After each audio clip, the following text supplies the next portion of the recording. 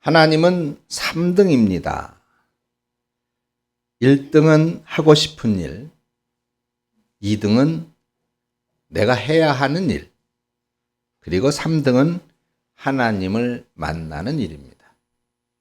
하고 싶은 일 다 하고 해야 하는 일도 다 마치고 그 후에 여유가 있으면 하나님을 만납니다. 내게 하나님은 3등입니다.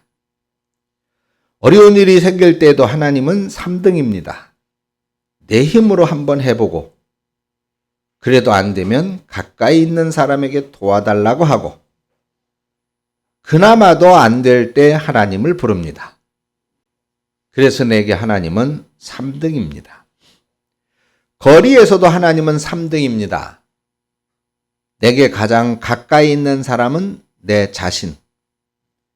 그 다음은 내 마음을 알아주는 사람. 그리고 다음에야 저 멀리 계신 하나님이십니다. 그래서 하나님은 언제나 내게 3등입니다. 그런데 말입니다. 하나님께 나는 1등입니다. 무슨 일이 있어도 내가 부르기만 하면 1등으로 도와주십니다. 내가 괴로워할 때는 만사를 제쳐두고 달려오십니다. 아무도 내 곁에 없다고 생각될 때 홀로 내 곁에 오셔서 나를 위로해 주십니다. 그래서 나는 하나님께 언제나 1등입니다. 나도 하나님을 1등으로 생각했으면 좋겠습니다. 만사를 제쳐놓고 만나고 작은 고비가 있을 때마다 손을 꼭 붙잡는 내게 1등으로 가까이 계신 하나님이었으면 좋겠습니다. 내게 1등이신 하나님을 나도 1등으로 모시고 싶습니다. 하나님은 내게 3등입니다. 라는 유명한 시입니다. 저는 이 시를 보면서 어쩌면 이렇게 참 우리들의 믿음을 그대로 표현하고 있을까? 정말 이거는 우리들의 믿음의 상태, 영적인 상태를 그대로 말해주는 것 같아요. 혹시 여러분들에게 있어서 하나님은 몇 등입니까? 하나님은 만사를 제쳐두고 만나는 1등입니까? 아니면 내가 먼저 해보고 안 되면 그 다음에 이웃에게 또는 아는 사람에게 또는 높은 사람에게 도움을 청해보고 그래도 안 될 때 그때 하나님을 찾는 하나님은 3등입니까? 우리 하나님은 성경 전체를 통해서 하나님이 어떤 분인가를 분명하게 말씀해 주고 있어요. 특별히 그 하나님은 우리 인간과의 관계에서 어떤 분이시다라고 하는 것을 말씀하고 계신데 한마디로 말해서 하나님은 창조주가 되신다. 그래서 우리 모두의 생명과 그리고 우리들 그 존재 자체의 근원이 되시는 분이시다. 그런 그분이 우리를 사랑하신다라고 하는 것입니다. 이게 성경에 한마디로 말하면 말하고 있는 말씀인 거예요. 중요한 사실은 그 하나님의 사랑은 우리가 그 하나님의 사랑을 받을 만한 어떤 조건을 갖추지 못했는데도 불구하고 사랑이시는 무조건적인 사랑이고 한결같이 신실한 사랑입니다. 그래서 절대로 변하지 않는 사랑이라고 하는 것입니다. 더군다나 그 하나님의 사랑은 어마어마한 능력을 겸하여 가지고 계신 그야말로 어마어마한 분의 사랑이라고 하는 사실. 그리고 또한 동일하게 어마어마한 사랑이라고 하는 사실이에요. 우리가 가히 측정할 수 없는 그런 분의 또 측정조차 되지 않는 그런 사랑을 누가 받고 있다고요? 우리가 받고 있단 말이죠. 하나님으로부터 저와 여러분들이 받고 있단 말이에요. 여러분들이 받고 있다는 것입니다. 여러분, 한번 누군가로부터 내가 사랑받고 있다라고 하는 것을 느낄 때 감정이 어떻습니까? 좋지요. 행복하지요. 기쁘지요. 가슴 설레고 두근거리지 않습니까? 그렇죠? 근데 지금 누군가의 그런 사랑이 아니라 어마어마하신 하나님의 측정조차 할 수 없는 그런 사랑을 받고 있다라고 하는데 가슴이 뛰지 않는다면 나는 신앙인이 아닌 거예요. 믿음이 없는 겁니다. 그 하나님을 알지 못하는 거죠.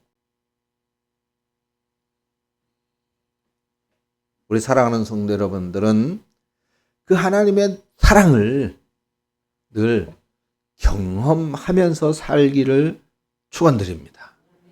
그걸 경험해야 돼요. 하나님은 우리를 향한 그 사랑 때문에 하늘에 있는 영광스러운 보좌를 버리고 이 땅 위에 오셨잖아요. 십자가를 우리 대신에 지셨단 말이죠. 성부 하나님은 그 치욕의 십자가를 그 아들로 하여금 지게 하셨고, 성자 예수님은 그 치욕스러운 십자가를 우리들에 대한 사랑 때문에 그대로 순종하여 끌어 안아 그 위에 올라가셨다 그 말입니다. 이런 사랑, 이것을 베풀어 주시는 그분이 바로 하나님이다라고 성경은 분명하게 말씀해 주고 있단 말입니다. 하나님은 또한 그 사랑으로 인해서 우리를 위해서 하나님 나라를 예배해 두시고 그 영광의 나라로 이제 저와 여러분들을 이끌어 가시겠다라고 하는 이 놀라운 은혜를 베풀어 주신 분이라고 하는 것을 또한 성경이 말씀해 주고 있습니다. 그리고 또 더 놀라운 것은 이러한 사랑을 우리가 요구하고 우리가 달래서가 아니라, 우리가 먼저 하나님을 사랑해서가 아니라 하나님이 먼저 우리에게 이러한 사랑을 주셨다라고 하는 것입니다. 그래서 예수님의 공생의 그 3년 동안의 사건을 통해서 특별한 사랑을 받았던 사도 요한은 그가 기록한 이 복음서에서, 요한복음이죠, 이런 하나님의 사랑에 대해서 이렇게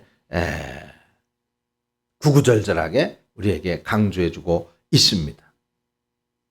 요한복음을 시작하자마자 1장 말씀에서부터 죄악의 어둠 가운데에서 거하면서 죽음을 향해 달려가고 있는 우리들을 구원하기 위해서 인간의 몸을 입고 이 땅에 찾아오신 하나님의 그 놀라운 사랑을 간증하고 증거하면서 성육신의 사건, 예수님이 사람의 몸을 입고 이 땅에 오셨다라고 하는 사실을 가장 먼저 증거하면서 3장 16절에서 뭐라고 말씀했습니까?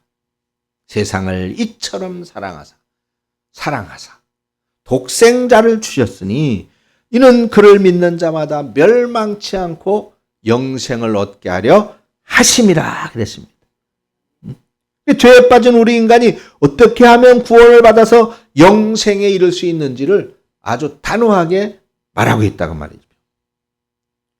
우리를 사랑하셔서 구원하기 위해 우리를 찾아오신 하나님이신 이 예수님은 십자가에 달리시기 직전에 예수님께서 이루시게 될 그 나라에서 높은 자리에 앉을 욕심에 사로잡혀서 서로 시기심에 불타고 있던 그 제자들을 모아놓고 그 제자들의 발을 손수 씻어주시면서 새로운 계명을 또한 알려주십니다.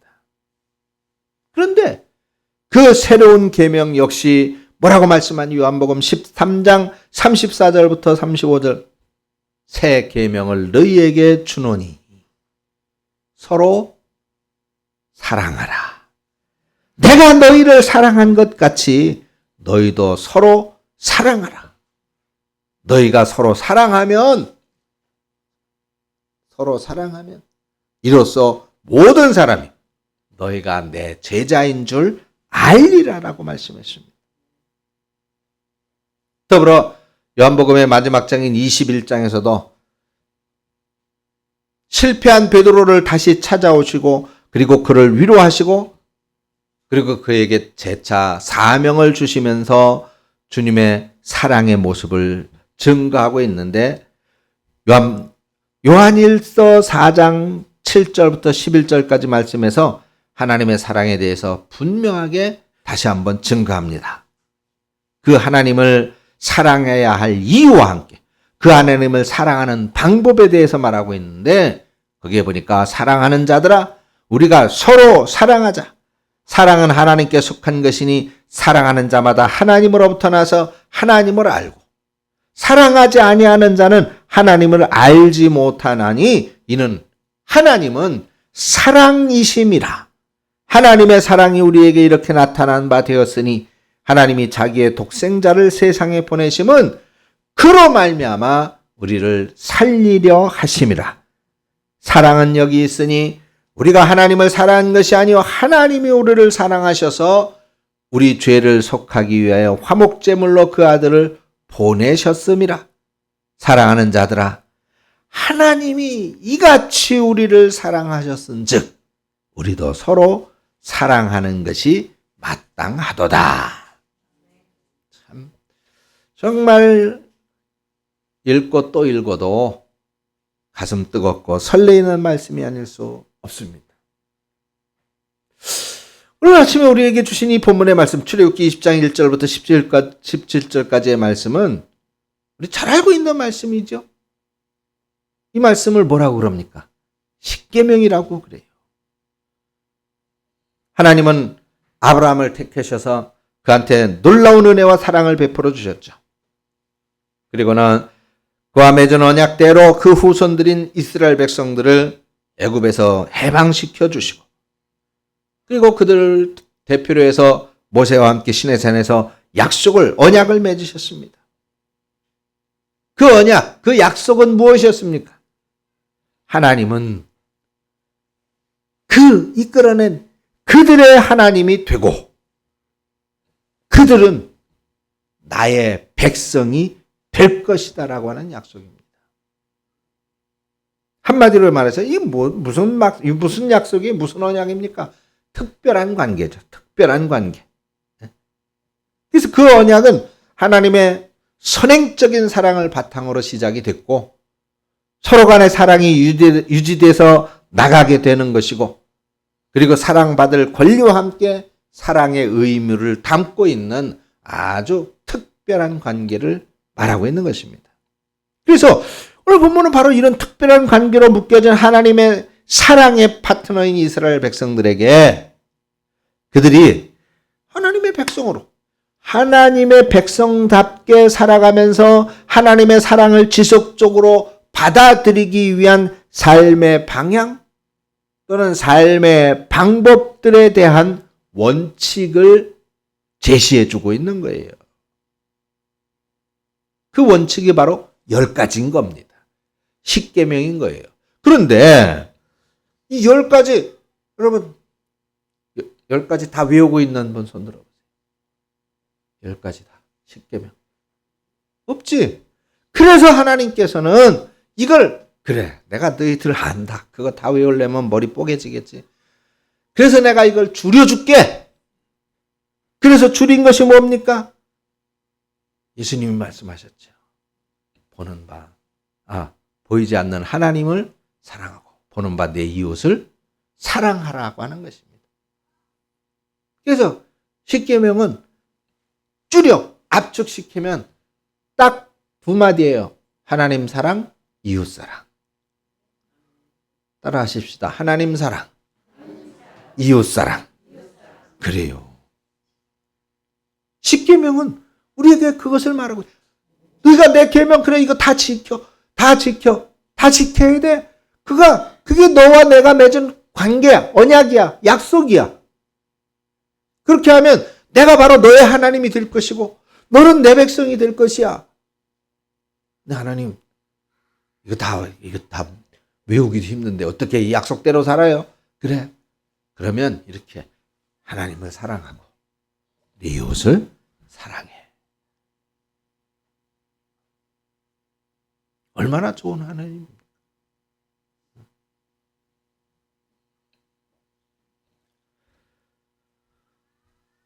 자, 그런데 자, 오늘 본문 2절을 보면 하나님은 이제 하나님을 사랑할 것을 요구하시면서 하나님의 먼저 사랑을 말씀하고 있는 걸 볼 수 있는데, 먼저 사랑, 선행적인 사랑이라 그러죠. 근데 이거 하나님께서 그들에게 사랑을 요구하는 근거가 되는 말씀인 거예요. 5절 말씀에서는 그들에게 사랑을 요구하시면서 중요한 한 가지를 언급하고 계셔요. 그게 뭐냐? 질투하는 하나님이라. 이 표현은 오직 하나님 한 분만을 사랑해야 된다는 것을 강조하기 위해서 말씀하고 있는 것입니다. 하나님이 질투해서 툭하면 삐지고 그러는 하나님은 아닌 것이죠. 오직 하나님만을 사랑해야 된다. 그러니까 이스라엘 백성들이 바로 사랑으로 관계를 맺고 섬기고 경외함으로써 더 깊이 그리고 바로 알아가야 할 분은 오직 누구야? 하나님 한 분밖에 없다라고 하는 사실을 강조해서 말씀하고 있는 것입니다. 오직 하나님 한 분? 하나님을 3등이 아니라 1등으로, 아니 최고로 인정하면서 섬김으로써 하나님께 영광을 돌리는 것이 하나님을 사랑하는 것이다 라고 하는 것을 오늘 1절부터 11절까지의 말씀에서 깨우쳐주고 있습니다. 이것이 바로 예배입니다. 예배. 그래서 여러분들은 예배의 열정을 회복하심으로써 하나님을 1등으로 사랑하면서 사시는 분들이 되시기를 축원합니다. 근데 이렇게 하나님을 사랑하는 것은 구체적으로 표현되어져야 되는데 그 표현을 하나님께서는 무엇으로 요구하셨습니까? 이웃사랑으로 요구하고 있어요. 그래서 오늘 본문 후반부인 12절 이하의 말씀, 다시 말해서 제5계명으로부터 10계명까지의 말씀이 바로 이것입니다. 더 중요한 사실은 이렇게 하나님을 사랑하면서 살아가는 사람들에게는 진정한 생명, 그러니까 행복이 주어진다라고 하는 사실을 오늘 말씀이 증거하고 있다는 것을 믿으시기 바랍니다. 사랑하는 성도 여러분, 딸 앞에서 바보가 될 정도로 딸을 너무너무 사랑하는 그런 사람을, 그런 엄마 아빠를 뭐라고 부릅니까? 딸바보라 그러죠. 딸바보.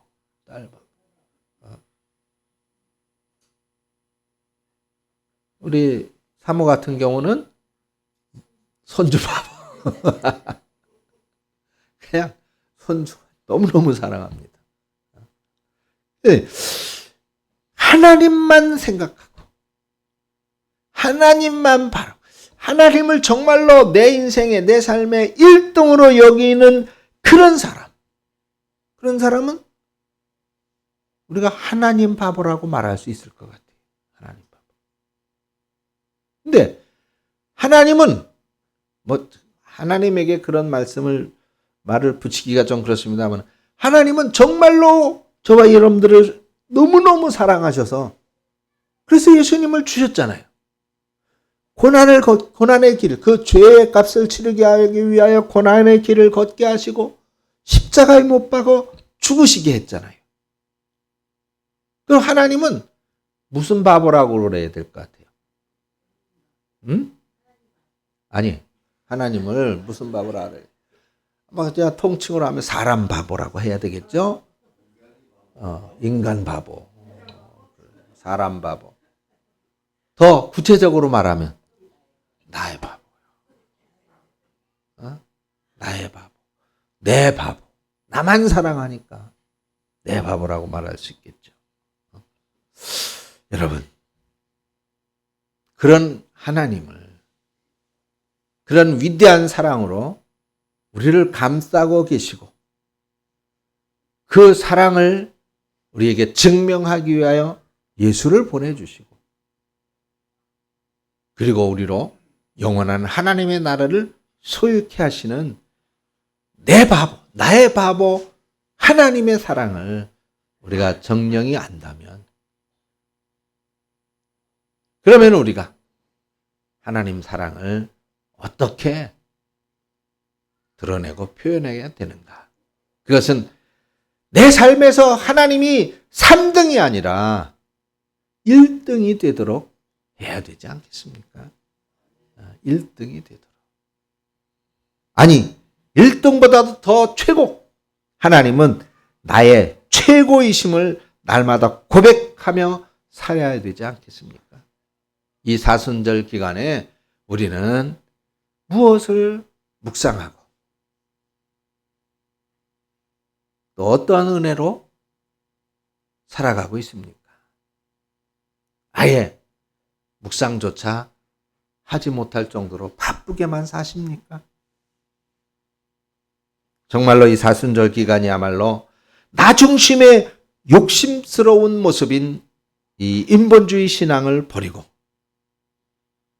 하나님 제일주의 신앙으로 새롭게 무장해서 하나님이 3등이 아니라 1등으로 모시고 온 마음을 다해서 하나님을 사랑하면서 살아가는 우리 대광의 가족들 모두 되시기를 주님의 이름으로 축원합니다.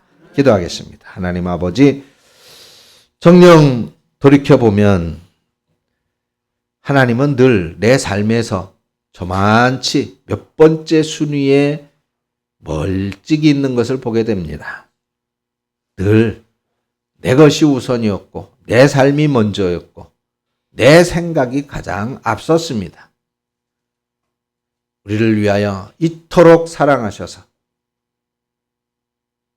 독생성자 예수를 보내주시고 십자가에 죽이시기까지 우리를 사랑하신 그 하나님의 사랑, 그렇게 하나님은 그 사랑을 우리에게 구체적으로 보여주시고 또한 알려주셨는데, 그렇게 행동해 주셨는데 오늘 우리는 어떻게 하고 있습니까? 말로만 하나님 사랑을 말하고 있지는 않는지요.